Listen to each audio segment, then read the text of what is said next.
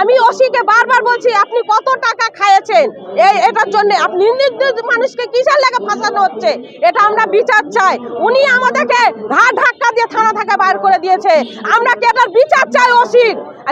আমরা যখন সন্ধ্যার সময় 8টার দিকে থানার মধ্যে যাই, তখন জিজ্ঞাসা করি যে আসামিটা কি করেছে। উনি বলেছে টার্মিনালে ভাঙচুর এই সেই করেছে, বোমা হামলা মেরেছে। তা আমরা বলেছি যে ঠিক আছে, যদি এই আসামির যদি মামলা যদি হয় তো ঠিক আছে, আমরা এটা করবো।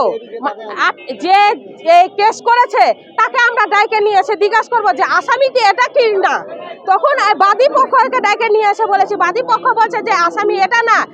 উনি বললো কি যে না, মিজান হচ্ছে ড্রাইভার, উনি আসামি, মিজান হচ্ছে কি নির্দোষ, এটা হচ্ছে কি ফাঁসানো হচ্ছে, করা হচ্ছে।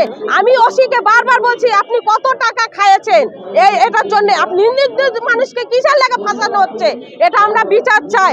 উনি আমাদেরকে ঘাট ধাক্কা দিয়ে থানা থেকে বাইর করে দিয়েছে, আমরা কি এটার বিচার চাই ওসির।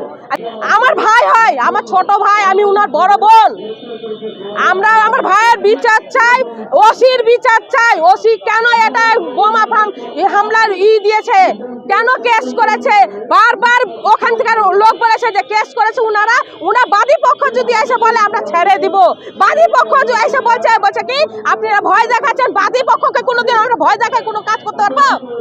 এখন হচ্ছে আমরা এই ওসির বিচার চাই, আমার ভাই নির্দোষের আমরা মুক্তি চাই আর ওসির বিচার চাই।